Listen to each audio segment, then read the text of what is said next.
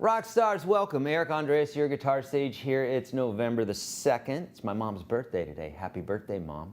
And today, I'm also going to be talking to you about outside chords, also known as borrowed chords, but we're going to expand that. That's why I call them outside chords and not borrowed chords. I'll explain the difference here in just a moment. But basically, outside chords for killer chord progressions. So these are chords that you know already, okay?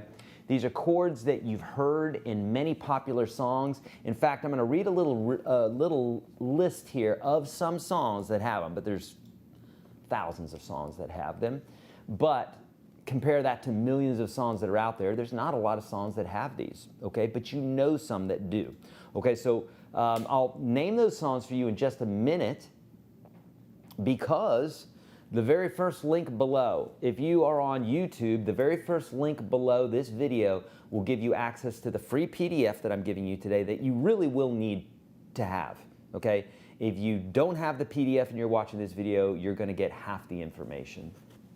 So get that PDF. It's there for you for free. I also have 2 videos there for you for free that are pulled out of the borrowed chord series that's in the Unstoppable Guitar System. If you're in the Unstoppable Guitar System already, you have access to this, okay? If you are not in the Unstoppable Guitar System and you would like access to this course, I'm literally giving it to you today for free. But the only way to do it is to click on the link that's underneath this video. That'll bring you to a page that you can download the PDF and get access to the Unstoppable Guitar System for $1. You get 30 days access to it, but then you also get the borrowed chord series for absolutely free. So try it out for 30 days. If you don't like it, you still get the course for free, okay? Now that we have that business gotten out of the way, one other thing, link at the top of the chat here you'll see is Buy Me a Coffee. If you like what I'm doing here today, if you like what me and Mike are doing, please go ahead and buy a coffee. That helps keep the lights on, pay for coffee, and that sort of thing, right? You got a question, Mike? Oh, am I rubbing? Here, I'm going to take this off.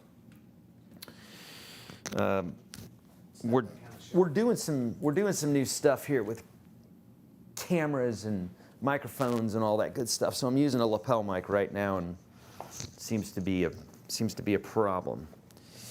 All right, so go do that right now while I'm doing this here. And what I'm going to do, first off, you have 2 of these songs, in this list that I'm going to give you. You have 2 of these songs available to you already at that link. Okay, so go to that link and they're available to you. And you got the PDF for you available today. I'm going to teach you 3 other songs from this list. So you're going to have a total of 5. So there's a few other songs that you won't have that are in the free course, okay? Actually, like 4 other songs, 5, 6 other songs. So here we go. I'm going to teach you 3 of them right now, and what else am I going to do here? Teach you the tunes, but I'm also going to teach you the theory as to why all of this is. What's the hoopla, you know? Why is this? Oh, crap, I forgot to tell you about this other stuff. Before we go into that, a ton of amazing things coming up, guys. Check this out. Next week, all 3 of Joe Robinson's courses will be on sale. If you're into fingerstyle and you want to learn from literally one of the best players in the world who was so kind to come to our studio and create these courses with us, Joe Robinson, he's a beast of a player, but a swell guy. A beast of a player, but a swell guy and a great teacher. These courses are phenomenal, and they are literally at the top of the list now on Udemy as in the fingerstyle category. Okay, so check those out. Those will be available next week for you. We also have a new blues course coming out by Corey Congilio. This will be out, I believe, December the 1st is when we plan on dropping that. And it's called Blues by Yourself, meaning just sitting there with the guitar. He teaches you all sorts of fun, different styles of chords and turnarounds. So it's basically learning how to play blues guitar by yourself, just sitting there, right? So we have that going on. Tomorrow, we are going to be creating a course, a worship course, so all about worship guitar from one of the best in the business. His name's Dave Cleveland. He's here this week. He's a studio player, Nashville studio player, just recently moved to Virginia, but he's on a plethora of records and well-versed in worship. And we are going to be creating a course tomorrow on that, starting tomorrow. That'll be available sometime in the new year. And also, Brandon Paul, if you guys don't know who Brandon Paul is, out from LA, a killer rock player, rock, heavy metal, hard rock style player. He's going to be creating 2 courses with us starting the following week. Those will be available in the new part of the year too. Just be looking out for those. But if you don't know who Brandon Paul is, check him out on the web. He's a fantastic player, and we're going to be doing that. Anything else? Nothing else. Anything you can think of, Mike? Oh, an email coming up for a guitar giveaway. Be looking out for that. Make sure that you're subscribed to Your Guitar Sage. Okay, here we go. What's it? In the comments, what kind of guitar you want? Oh yeah, tell us right now, friends, in the comments. Tell me what guitar you want to see me give away next.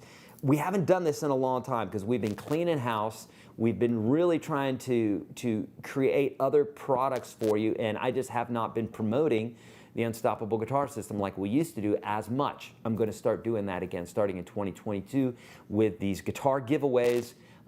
Tell me what kind of guitar you want. Stratocaster, obviously the top 4 will be Strat, Tele, Les Paul, 335. I mean, if you have it, we'll make a spot there for number 4, whatever you want. So let me know, Strat, Tele, Les Paul, or other, and let me know what other is, okay? My niece says he wants that SG, okay? Original 56 Paul. Yeah, I got you, Russ. Yeah, wouldn't that be nice? So yeah, sure, let me know. We will consider everything. All right, here we go. Let's talk about it. So what do I mean by outside chords? So what I mean by outside chords is borrowed chords, but even more than borrowed chords. Because when we talk about borrowed chords, what we mean by that is we mean chords that are borrowed from the parallel major or minor. And I'll explain that in a minute, okay? But a borrowed chord, technically speaking, is a chord that is borrowed from the parallel major or minor. So for instance, if you're in the key of C major, then the appropriate chords for that would be C, D minor, E minor, F, G, A minor, diminished, B diminished, and then back to our C. And so the parallel minor would be C minor, which would be chords like C minor, F major,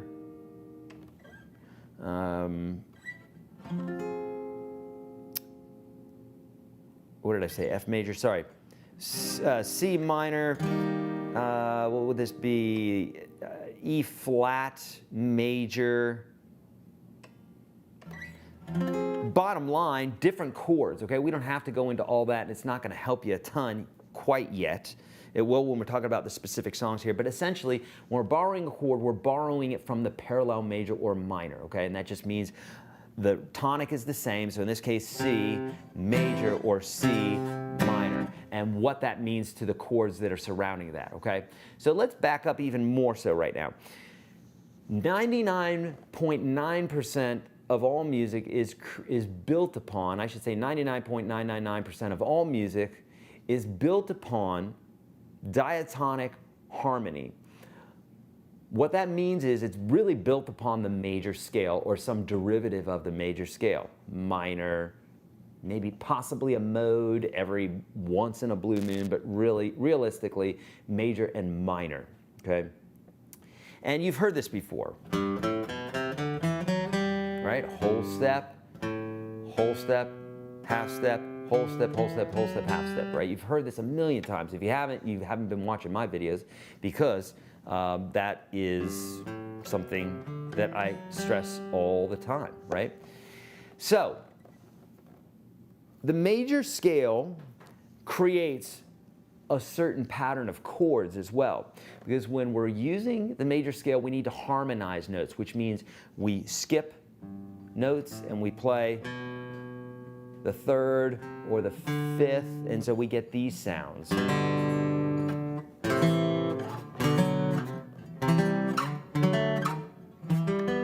Right? You hear these major, minor, minor, major, major, minor. Okay? And that is not by accident. There's a real specific reason, and it's because of the major scale. So the chords in a major key go major 1. You can write this down, or I think it may even be it is available to you in the PDF that I'm giving you, okay? Link at the bottom of the YouTube video. That'll bring you to the PDF that you're going to get for free, okay? The chords in a major key go major 1, minor 2, minor 3, major 4, major 5, minor 6, diminished 7, okay?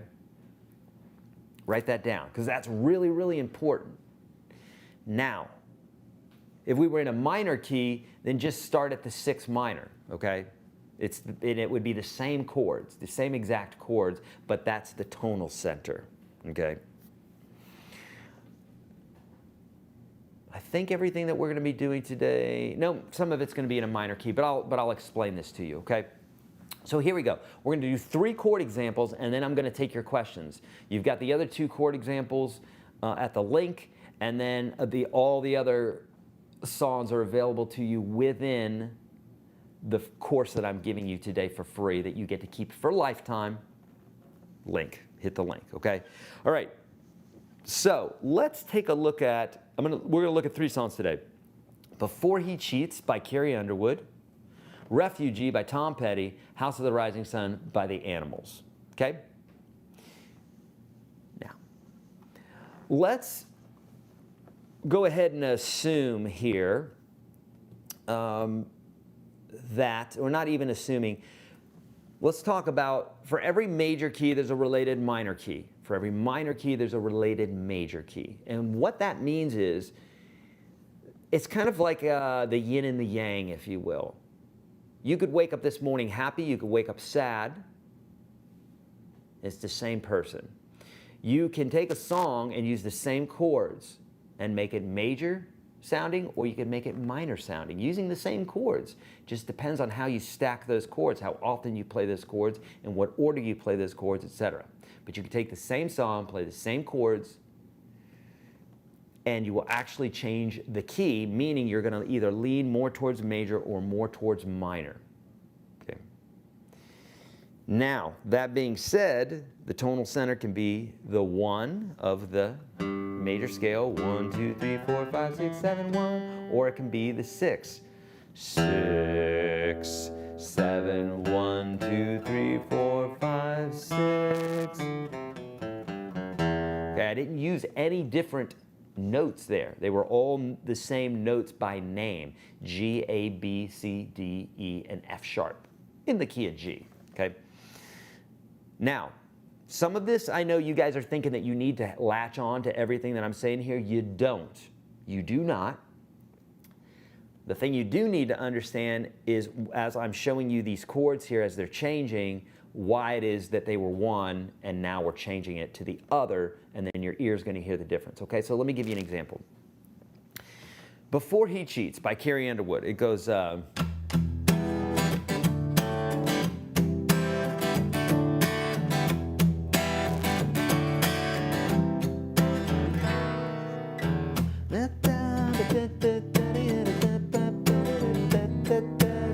You guys have heard this melody, right?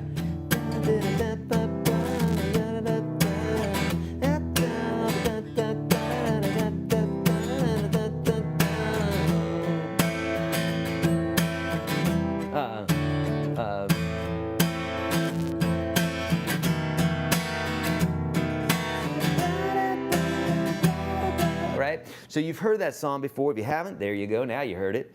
And so let's analyze these chords first to understand what's the outside chord and why is it outside and how can we use it. So the key of E minor, we're going to say that this is in the key of E minor, which is technically the reciprocal, or the yin-yang, it is of G major, okay? It's the related minor to G major. For every major key, there's a related minor key. For every minor key, there's a related major key. And it just means they share the same sets of chords, they share the same sets of notes, but it's how you stack those notes and how you stack those chords that determine which key it's in, which tonal center it's in, okay? So if we were to take E minor and we were to evaluate it as G major, then, because that's our related major, best to just stick with the major key so you don't have to learn this twice, otherwise you're learning it in the major form and the minor form. So let's analyze this. We have an E minor, we have a D major, a C major, and a B7, or technically it's a B major chord, right? A dominant chord, but it's major. The triad's major. So we have E minor, D, C, and B, if you will. Okay. In the key of G major, we do have this E minor. It's right in there. It's our 6th chord. 1, 2, 3, 4, 5, 6. And remember we said major, minor, minor, major, major, minor, which is 6. So there's our 6th chord. It's minor, and that's correct. There's a D chord in this, which is our 5 chord. 1, 2, 3, 4, 5. A D, and that should be major. Major 1, minor 2, minor 3, major 4, major 5. So there it is. So everything's cool so far, sticking to diatonic harmony so far. Here, there's a C chord, which is our 4. 1, 2, 3, 4. C chord should be major. We have major 1, minor 2, minor 3, major 4, so that's correct. So far, minor 6, major 5, major 4, all within diatonic harmony. So we're not weird yet. We're not getting outside yet. But then we got this B, which technically, if it's a 3 chord, 1, 2, 3, should be what? What should the 3 chord be, friends? This is class participation day, all right? What should the 3 chord be if we're talking about diatonic harmony, right? If we're talking about diatonic harmony, it should be, that's right, you got it.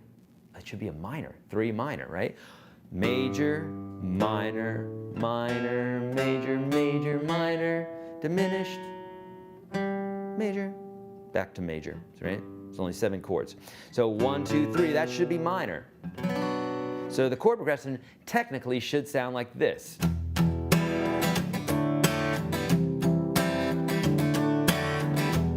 Yeah, there you go. You guys got it. A B minor. And it sounds fine, doesn't it? Because that's the way it should be.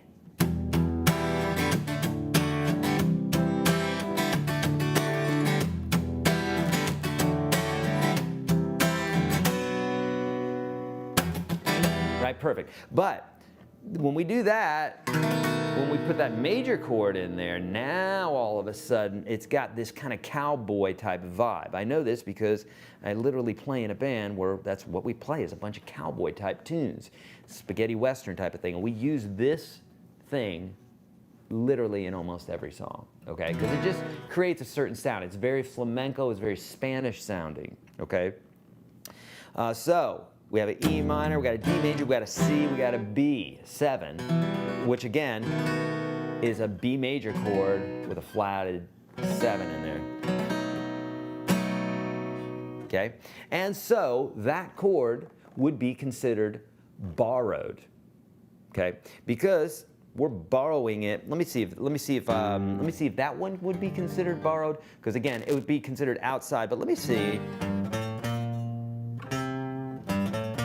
So this one would be considered an outside chord because technically it's not borrowed from the parallel major or minor. And remember I said that in the very beginning. I gave you a little caveat that when I refer to borrowed chords, I refer to just really any outside chord that doesn't belong diatonically.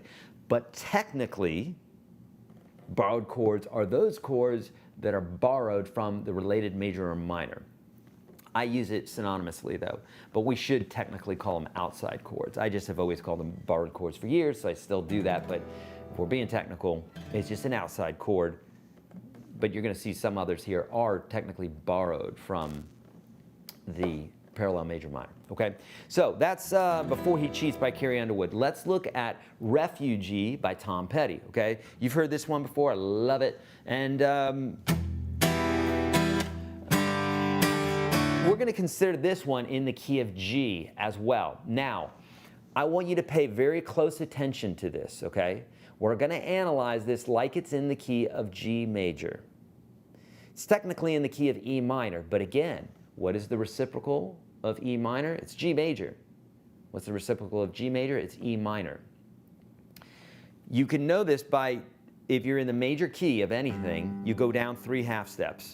1, 2, 3, and that's how you find your related minor. So whatever that note is, that is your minor tonal center. So G major, go down 3 half steps, boom, boom, boom, is E minor, okay?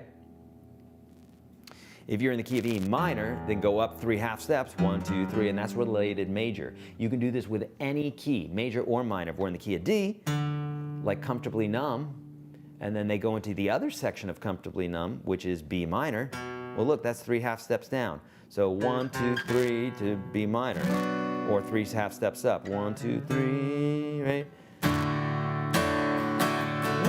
There's a feeling, distant ships, smoke on the horizon, right? And then it's the other part of the song. So they're going back and forth between the major and the minor. They're going back and forth between relative major and relative minor, okay? But you can do this with any key. Just go, if you're in a major key, go down 3 half steps to find the related minor. If you're in a minor key, go up 3 half steps to find the related major. Don't complicate it. It's literally that easy. If you're trying to think more into it, you're just complicating it because it's that easy, okay? Now, Refugee. Let's act like we're in the key of G. And I want you to keep an eye on my fingers here, and I want you to tell me what is going on. You tell me what's going on, okay? Because you guys are getting good at this, you know? So here are the chords. E minor, G, and D.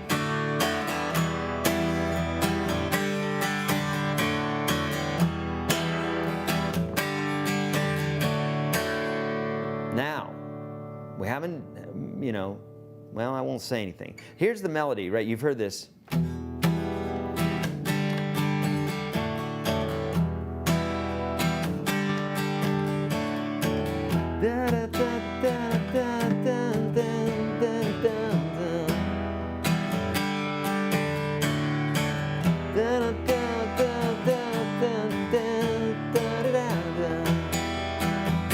Here we go.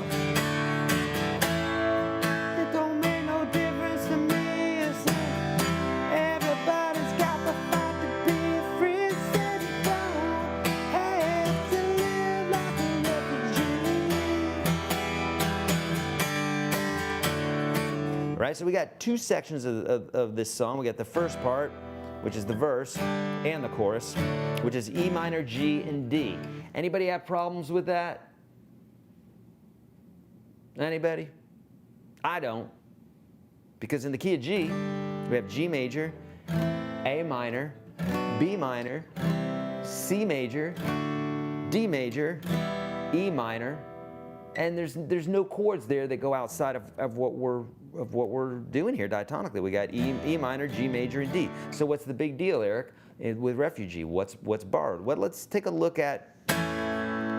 It don't make no difference to me, right? Now, there's an A major in there. An A major in a G major song? Well, that don't make no sense, does it? Oh, Galaxy Gooner, he's got it. Yeah, he knows what I'm talking about. There's a borrowed 2 major. Nice. Galaxy Gooner is on his game today, or she. Whoever.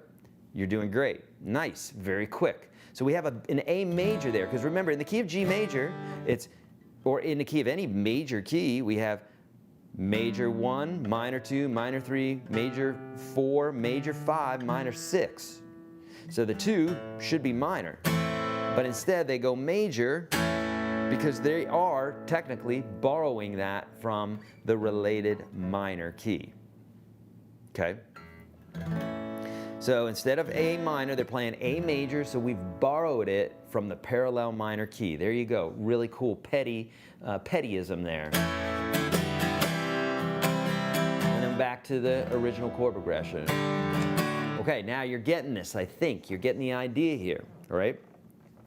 Very quickly, for those folks that don't know what we're doing, we're teaching about outside chords, you know, borrowed chords, but also just outside chords, chords that don't fall into the normal diatonic vibe that we hear 99% of the time in music, okay? And if you hit the link that's right below this video on YouTube, it'll take you to a page where you can get a free course on borrowed chords, extensive, talking about all these songs. Sleepwalk by Santo and Johnny, Creep by Radiohead, Hey Ya by Outkast, Before He Cheats by Carrie Underwood, Comfortably Numb by Pink Floyd, Refugee by Tom Petty, Hotel California by the Eagles, House of the Rising Sun by the Animals, I'm going to show you that one next, and Sitting on the Dock of the Bay by Otis Redding. That's all in that course, and I go into a lot more detail than we do just in this course, okay? And there's PDFs for you as well. So click the link that's below the YouTube video, it'll take you to that. You get to keep the course for free forever, even if you just pay the $1 to try out UGSA and you don't like it. That ain't gonna happen, but if it were to, you get it, okay? All right, so yes, so we got borrowed chord there. Everybody's seeing that. Yeah. A major instead of the A minor. So Kyra, you know what I'm talking about. Yes. What is after A? I missed it. So it's a C, and it's nothing fancy there. Okay. All right. So House of the Rising Sun. Let's talk about it. You guys know this one. You love it.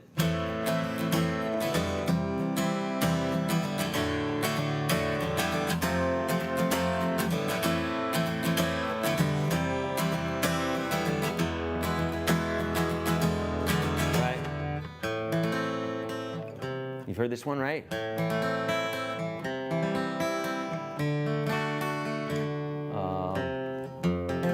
had to think about this one.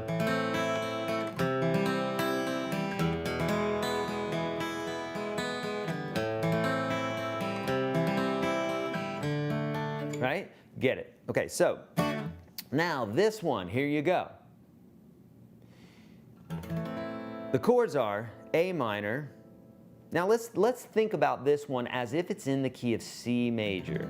Okay, I'm helping you out here. Now normally we would have to analyze this and determine what the tonal center is. I'm making this a little bit easier for you here because I want to get to your questions. So the key is C major.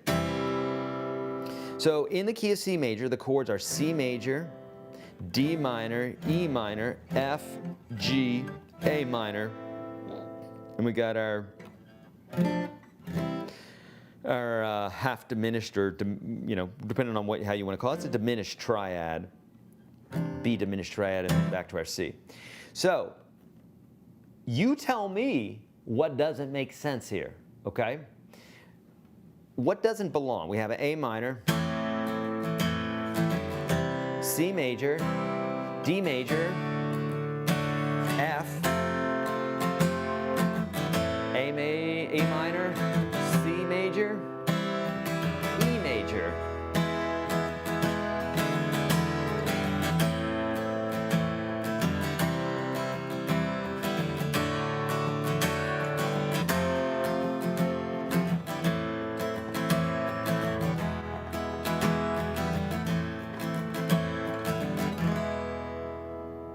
All right, you tell me. So first off, let's start with what chords don't look like they belong. My knees hurt. He got it. D major. There's another one in there, okay? There's another one in there, but while I'm waiting for that next one, okay, here you go. If we're in the key of C major, the 1 is major, the 2 is minor, the 3 is minor, the 4 is major, 5 is major, 6 is minor. So we have a major 1, and John Owens got it. It's the E. The E is major. Because think about this, in the key of C major, we usually have an E minor and a D minor, you know?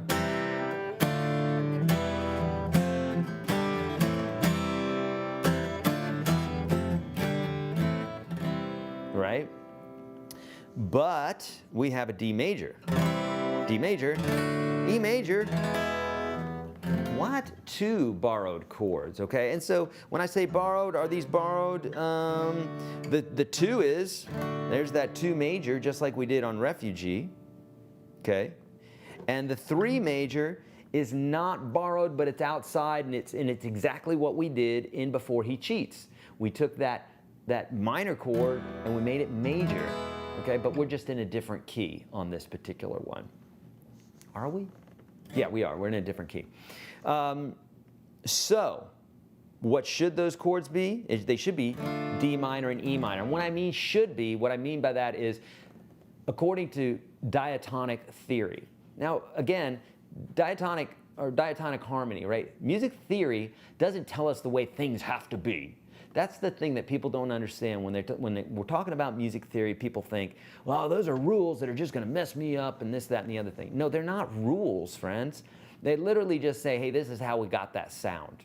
If you want to figure out how to get that sound again, do this. It's kind of like deconstructing something so you know how to do it again. If you don't deconstruct it, you won't know how to do that again, right? So obviously, very helpful.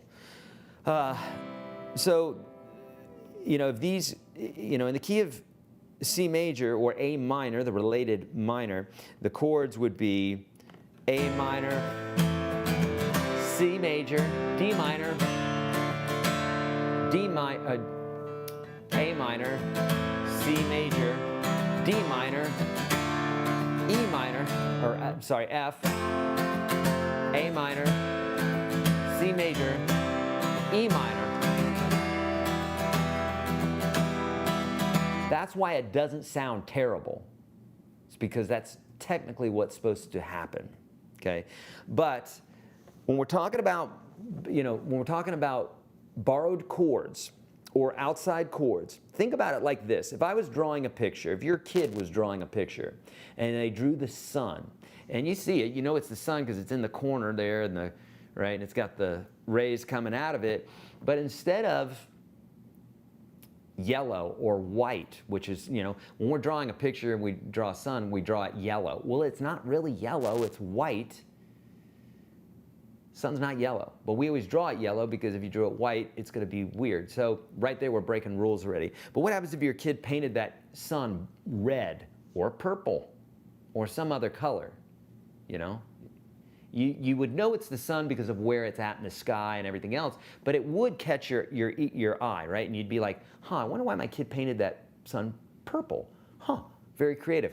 And maybe at first you would be like questioning it, but over time you would accept it. And we do the same thing with music. At first, when we hear these chords, they capture us. The first time you heard House of the Rising Sun, you did the same thing that I did. And you said, what is that chord? What's going on there? I like that sound because it's going outside, it's bringing some new element in, but it's not so far off that it distracts us, okay? And we know it because of its context. Okay, and similarly, when we're talking about, again, like listening to this, at first it catches your ear, and you're like, what is that? That's something different. But then over time, you get so used to it that it becomes acceptable, but you still love that song because it's got that history with you. And if we were to play the song like it should be, then it doesn't sound as good.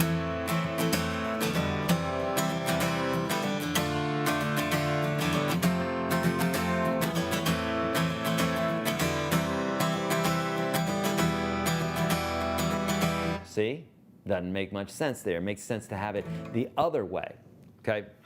So, there you go. That's a little brief overview, friends, on borrowed chords, or like I said, outside chords, because technically borrowed means that you would have to borrow it from the related major or minor. Cool, no problem, right? So we know the difference. And technically, you could borrow a chord from anything if it works. I mean, Alanis Morissette made an album that sold I don't know how many millions of copies, and I think every song on that album has some sort of weird chord thrown in there. Some of them are borrowed, some of them are just otherwise, okay? All right, let's get into some questions because I know you have them.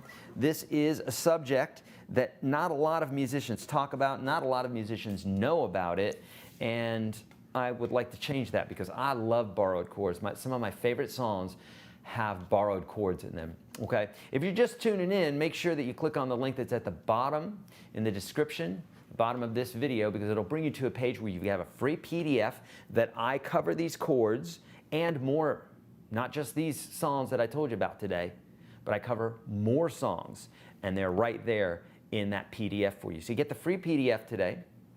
You also get a course for free today, and it's all on borrowed chords, where I teach you Creep by Radiohead, Hey Yeah by Outkast, Sleepwalk by Santo and Johnny, Before He Cheats by Carrie Underwood, Comfortably Numb by Pink Floyd, Refugee by Petty, more detailed than even what I showed you today, Hotel California by the Eagles, House of the Rising Sun by the Animals, Sitting on the Dock of the Bay by Otis Redding. Plus I go into a lot more detail in regards to this. That's available for you for free. If you click on that link, it'll take you to a page, and the PDF's there as well.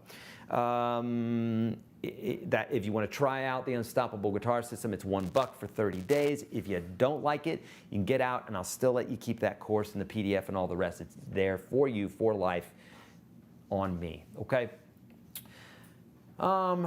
Let's get into some questions here, shall we? All right, I went all the way to the top of the chat so that you guys, so that I'm not leaving any of you guys behind, okay?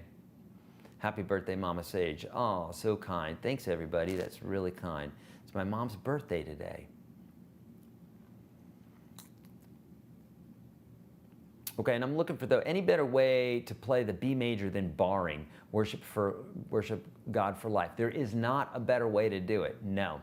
So this is the thing, and I talk about this in my capos videos, that a capo will oftentimes help you to keep things in the feel of G major and C major, which those two keys have the least amount of bar chords. And if you can bar it, I mean, if you can capo the guitar to where it still feels like it's that key, it doesn't have to actually be in that key, it just needs to feel like it's that key. So for instance, when someone says, oh, capo the 2nd fret and then play G, C, D, A minor, E minor, then you're like, okay, well that's like playing in the key of G, because those are the same chords we'd use, but we're capoed, we're not in the actual key of that, but it feels like that, okay? So in that case, my friend, you could use the capo. You might be able to get away from that bar chord.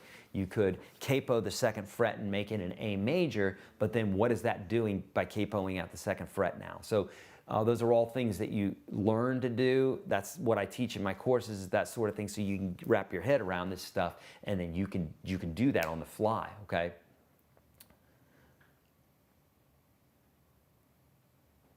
Okay. Russ is saying, was that Dave from Cleveland? No, it's Dave Cleveland. He's a famous guitar player, fantastic. What is worship guitar? The same chords in every other form of music? Worship guitar is a style of guitar, so my knees, I know you're being cheeky there, but it'd be like saying blues guitar. Blues guitar is the same as any other style of guitar in regards to it's just using the same chords, ain't nothing different. But worship guitar has a certain sound just like blues guitar, so it's a genre of music, for sure. And it has a specific sound. It has specific rules, just like blues guitar, rock guitar, or anything else. Indeed. An SG, a Les Paul, a PRS, Highway 61 Resonator, Republic, a Martin 018, yeah. Telly, the SG, sure, 12-string Takamine, Martin, Les Paul, Strat, or Telly, PRS. Oh, the one I play with Gabriel the Bull, I know, right? That was, man, that was my dream guitar for years. It still is, and I'm pleased with it. Every single time I pick up that guitar, it brings me joy. It really, truly does. You know, they say that things like that don't. It really does bring me joy. I pick it up every time, and I love it. It's such a beautiful guitar, and I feel so blessed to have it. ES335 is what I fancy. A Casino, Gretsch 6120. Larry's saying a Gretsch 5150, as I mistakenly called it in my one video that I was doing, because I was playing so much Van Halen that week. I called it that by mistake. Yeah, that one's stuck. Oh yeah, friends, if you would, like this video right now while I'm going through these questions. Please like it. It helps with the algorithm. I guess, I don't know. They tell you to say that, but so please like it. Send it to a friend. Leave a comment, all that good stuff. I'd like to write the progression down, but it went by too fast. Major, minor, minor, major. Okay, so here you are. Write this down. Or just rewind it, because we have rewind on YouTube now. Major 1, minor 2, minor 3, major 4, major 5, minor 6, diminished 7. Okay. Oops. So outside is borrowed from outside the parallel major and minor. No, when I'm talking about an outside chord, Kyra, I just mean outside the diatonic version of chords, which is what I just gave you. Major 1, minor 2, minor 3, major 4, major 5, minor 6, diminished 7. If it goes outside of that, that's what I call outside of diatonic harmony. Yes, thank you, Mike. And this is covered in the PDF. So, Kyra, click on the link that's below this video and you'll have all of these written out for you. And then I show you examples of other songs, not even the ones that I've covered in this course. Some of them are, some of them aren't. But you have more examples for you there, okay? All right. Good stuff. Cool stuff. Parallel keys versus relative major and minor. Yeah, exactly. So you have related major and related minor, and they relate because they have the exact same sets of chords, the exact same sets of notes. It's just how are we using those chords or notes, right? The old scripture, right? A double-edged sword, right? Or a fire can burn or it can warm you. So how you use that fire is depending on if it's good or bad, however you want to judge it. And related major and minor, that's what we're talking about. We're talking about tonal centers, okay? Whereas parallel major and minor means it's the same tonal center. So if it's key of C, you have C major and all that means in regards to the chords and the melody, or C minor and all that means to the melody and the chords. It's different as opposed to, because related major and minor, they have different tonal centers, but the notes and the chords line up, okay? I talk all about that inside of UGS. If you want a little buffer, a little understanding of relative major and minor, search YourGuitarSage relative major and minor on YouTube and you'll find it, okay? So thank you, Scott. He's saying I gave UGS a shot for $1. I've been loitering around for a couple of years and I still haven't covered it all. Beautiful. Thank you so much, Scott. So kind. In E major key, the fourth would be A major. So is that what you mean, going from G major to E minor? Okay, so Kyra, so no, when we're talking, so you're talking about before he cheats, right? And so the song is technically in E minor, okay? Because it starts off. We haven't even played a G major yet. So that's very, and that dominant chord really wants to pull you back to the E minor. So the tonal center is actually E minor, but the way we think in our brain, which makes it way easier, is to think about it like it's in the key of G major, because then we only have to learn one set of chords. Major 1, minor 2, minor 3, major 4, major 5, minor 6, diminished 7. We only have to do that once, as opposed to if you went to the key of minor, now you got to learn, you have to learn a different set. I won't even reel them off because I just don't even think that way. I could, it would take me longer to do it because why make it harder, right? Okay. But I have NC in Rising Sun. Don't know what that means. Okay, D major to blah. Okay, so you guys are getting this. Beautiful. Reverse engineering. Yes, exactly, Scott. Okay.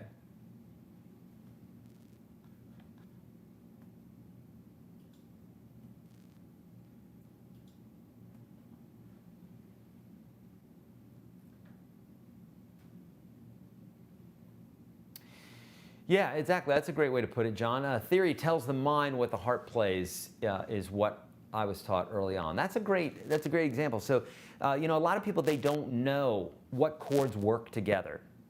technically. They might not know it on paper, but they know, they could figure it out. And they can go, man, when I play a G chord, the C chord sounds good, the D chord sounds good, the E minor sounds good. And technically what they're doing is they're finding what works. We could talk about color theory, right? It's the same thing. I'm wearing a kind of bluish shirt today. And this shirt is kind of bluish, but it has some hues of black or real dark blue and gray and stuff like that. I'm wearing black pants, I'm wearing black shoes. That's not a coincidence. I did that purposely because I was matching colors. I don't know anything about color theory, but I know that blues usually match, right? Or, you know, dark blue and lighter blue, those are going to match. And if we went to get more complicated, you could say things like fall colors match, right? Yellow and orange and brown and that sort of thing. Whereas blues and greens and you know, maybe reds or something like that would go together. But all that being said, that's, you know, color theory, and you don't have to go to art school to learn that. You can just learn it by going, man, I like that. There's obviously, the mind loves symmetry. The mind loves things to be stable in everything, right? And so in art, we like stability, we like symmetry, and the same is true with music, okay?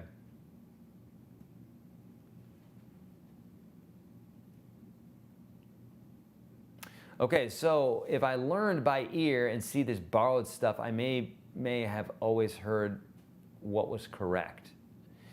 Yeah, you'll be able to start identifying things, but it doesn't keep you from enjoying music, if you will. Some people think if I learn music theory, then I'm going to hear everything differently. No, it doesn't work like that. No more than color theory would. Again, it just doesn't work like that. That would drive your mind nuts. It responds to things that it needs to, not on trivial stuff like that, you know what I mean? But if you put yourself into that mode, you can start hearing that stuff. Okay, Kyra's saying the link says coming soon for the PDF. You're looking in the wrong place, Kyra. At the very top. Okay, you're talking about the very bottom of that description. At the very top of the description, there's a link that should take you there right away. Oops, forgot to delete that one. Okay.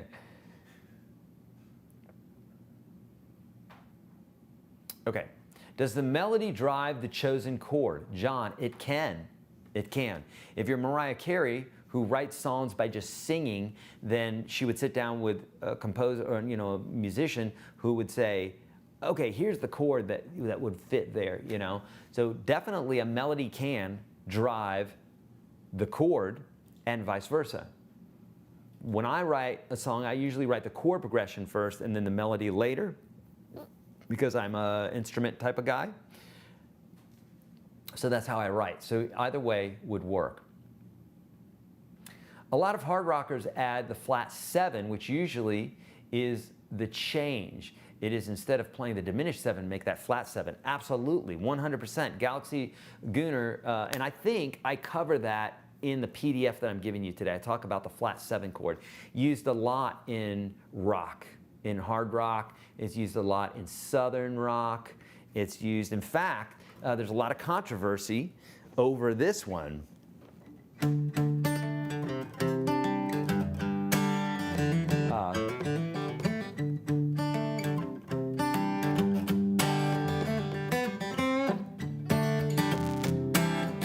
Why the controversy? Well, because we have a C chord, a D chord, a C chord, and a G chord, right? And so people who are just learning music theory will say, well, that is in the key of G major. And it may be in the key of G major, but some people argue that it's actually in the key of D major, and they've got that flatted 7 chord, which is a C major. And what we mean by flatted 7 is if we play D major, 1, 2, 3, 4, 5, 6, 7, that's a C sharp. So if we flat that chord, we flat that note, and we play a major chord there, it's a C major, so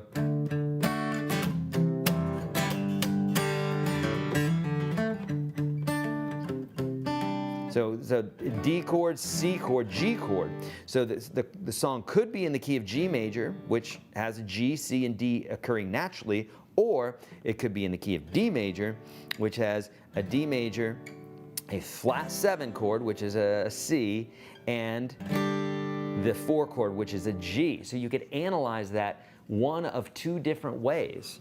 And you look, if you were to search, if you were to do a DuckDuckGo search on this, you will find out that what I'm saying is true, that there's a lot of controversy about that. And it's so fun to watch people argue about something like that. It's just really funny. And people have some really great points. I love doing that, man. I love listening to people. Even if they have something that I don't necessarily believe, I'm like, convince me, like, let's talk. So I love stretching the mind like that. Oh, love this. Thank you so much, Jonathan. Eric, I have 7 songs made thanks to your course. Love that, Jonathan. Thanks for the update. That's fantastic. Eric, growing up, we always refer to what is the borrowed key as an off key. When I first stated this course, that drove me crazy. Funny how terms mean different things to different people. Right, yes, exactly. As an off key. Exactly. So, you know, the technical definition is the way that I said, the related major or minor, or the parallel major or minor. But if it's outside, it's outside. I don't care where it came from. It's cool. And so if it works with a song, I'm cool with that, you know.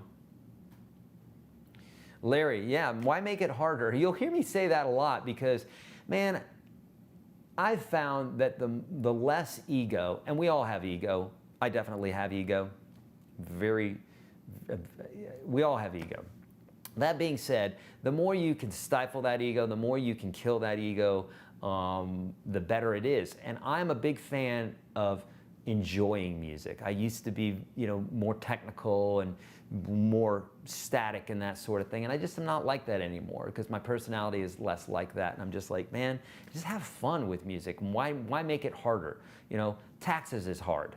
I don't know of anybody that loves taxes and think that it's so fun and it's super easy. It's technical, it's not fun. So why not save the hard stuff for the hard stuff and leave the fun stuff, you know, for music, right?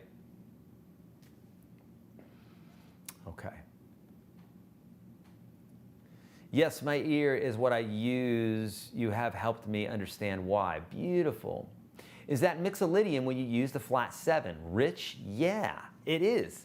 You're basically pulling, or I should say, over that chord, you definitely could use the mixolydian, and you will hear people do it all the time. That's a mode, by the way, friends. It's the major scale with a flatted 7. Probably the most used mode, and probably one of the only used modes.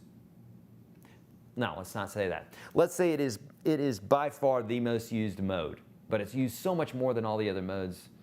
I hardly consider the other modes. They're there. People use them, but so rare. Mixolydian people use quite a bit. Okay, yes. Hey, I wanted to know that can an offer for $1 sale also be done on Master the Blues course too? Would be appreciated, Naman. We may do that, friend. We may do that. Turn it up. That's right. He doesn't have a gun. He doesn't have his Nerf gun, but he still throws stuff at me. All right, Freedom Rock. Yeah. Okay, beautiful. All right, no other questions? We got a few more minutes, friends. While I'm waiting for the next question, let me tell you what's coming up. Tomorrow, creating a course with Dave Cleveland. We've been looking forward for this. Tried to get Dave in last year. He's a very busy man. In fact, he's doing multiple sessions over the next couple days here in Nashville, and he's going to bless us with his talent. From Wednesday to Friday of this week, we're going to be creating a worship course with Dave. Very excited about that. Just a monster player and a great guy. And then the following week, we're creating 2 rock courses with Brandon Paul. Amazing player from LA, and I've been following him for years. Great guy, a killer player. We're going to be creating those next week. All those will be available at the beginning, somewhere next year, right? February, January, February, March probably is when we'll drop those. But next week we have Joe Robinson's 3 courses. The intermediate course being a bestseller on Udemy. I think we have like 6 or 7 bestsellers now, which is pretty amazing. But Joe Robinson's intermediate course is a bestseller. His beginner course and advanced course are amazing as well. All 3 of them will be discounted somewhere around 92%, somewhere around there, okay? Usually somewhere between 78 and 92% will be the sale starting next week. Get ready for that, okay? And if you haven't already, make sure that you click the link at the bottom of this video in the description to get the free PDF and to get access to the Borrowed Chords course. If you're in UGS, you get this course already, okay? You know about it. All right. In the meantime, oh, and also buy me a coffee if you want to contribute to the coffee fund here, friends. All right. How to play without ciphers. Okay, by ciphers, a cipher is a clamp, right, Mike? Do you know what that is? Cipher? I think that means clamp. I think, do they mean capo? Define cipher. A secret or disguised way, a code. Without ciphers, without codes? I don't understand what you mean by that, friend. Cipher. Let me know what you mean by that. Without codes. Or, hold on, define cipher. A key, figure 0, secret in writing, arithmetic. I don't know. Okay, if you want to do it without code, then just play. But then you're going to be like, but what do I play? Well, that's the secret. It's like you can't have it both ways. If you want to play without knowing anything about guitar, then just play. Just pick it up, just try it, go for it.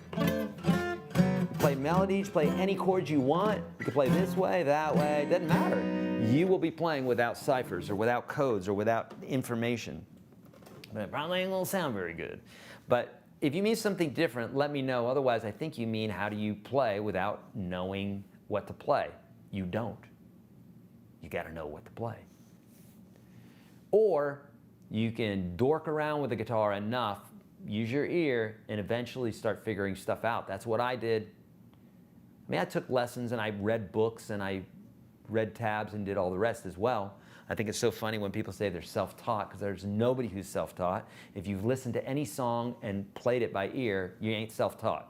You learned a bunch of music theory because the person that wrote that song learned a bunch of music theory. They didn't know that it was called music theory, but they learned a bunch of patterns and what have you, and you learned that song from Jimmy Page or Jimi Hendrix or whoever, and now you learned all that via their song.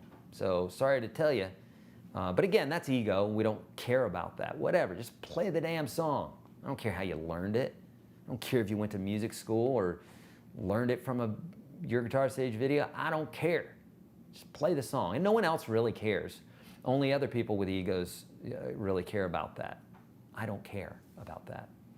How many years did you play guitar by just learning chords before learning music theory, or was it from the gate? So again, it's from the gate. It's just from the get-go. You start learning stuff. You start learning patterns.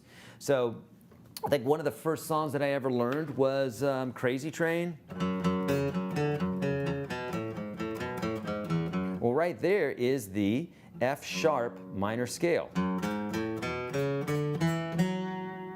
We're literally playing the whole, every note in this scale there. All but one. We're not playing, no, we are playing that one. Yeah, we're playing all the notes.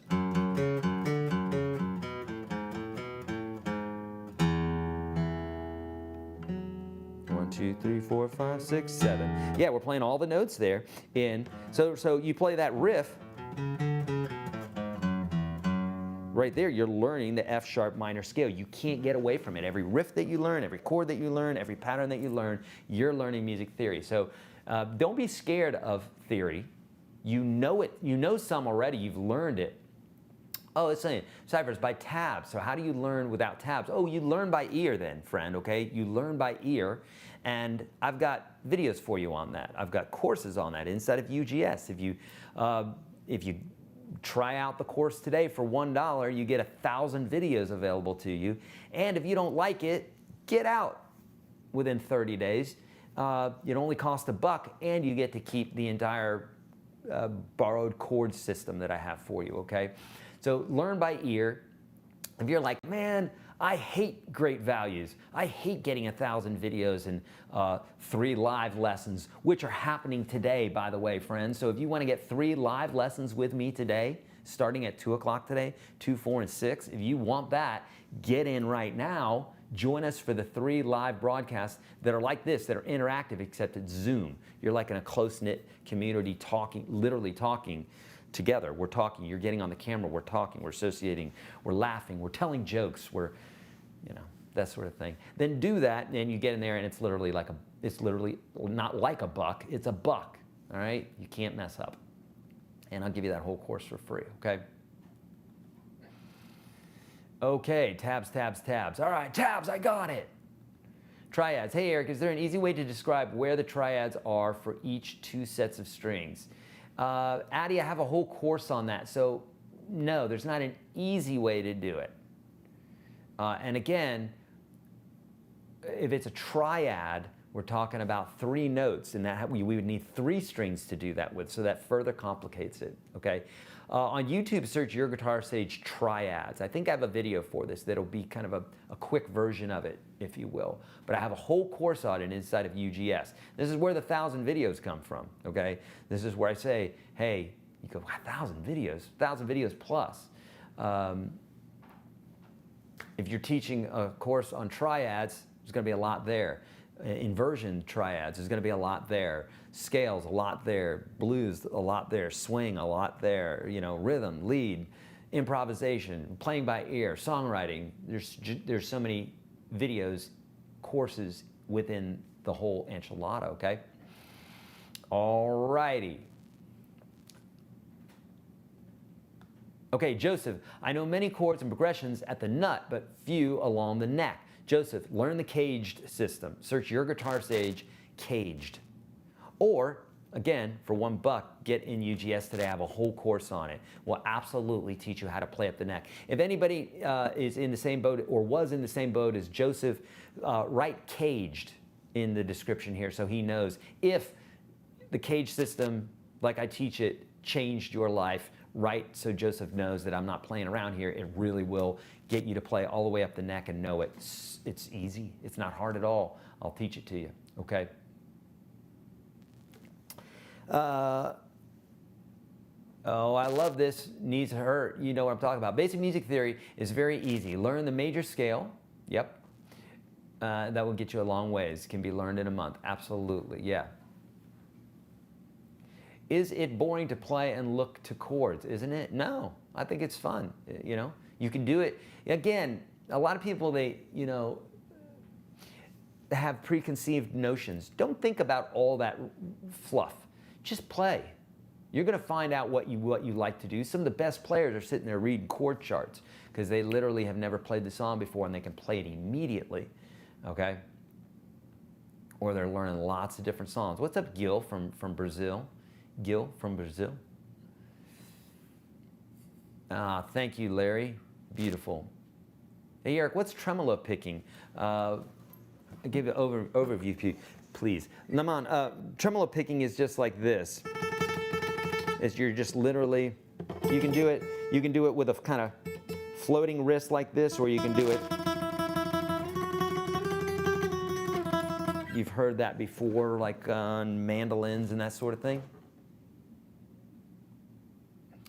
Yeah, yeah, caged. Look at all the folks writing caged here. So these are folks that that know what I'm talking about. So definitely do that, friend.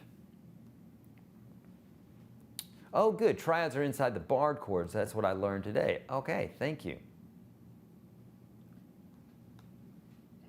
Yep, you got it, Galaxy Gooner.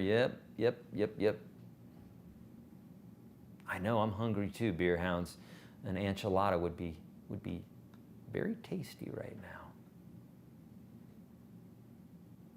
Oh, thank you, Luana. Luana's saying, with your course, I had so many light bulb moments. And we get that a lot. And the reason that is because, number one, I'm super passionate about teaching.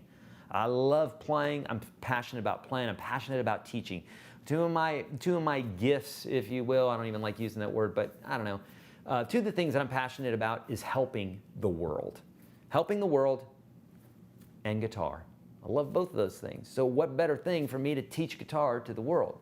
And so because of that, it comes out in the videos because I'm passionate about getting what's in here and what's in here and giving it to you and breaking it down in a way that you can get it, and you can come back to it and learn it, teach it to somebody else, and so on and so forth.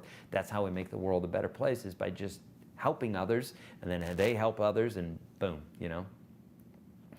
All right, friends. We've gone over a little bit, but let's call that. Let's call it right now. And yeah, you know what to do. Click the link below. That'll give you access to all that good stuff. And I'm out of here. I love you guys. We'll see you.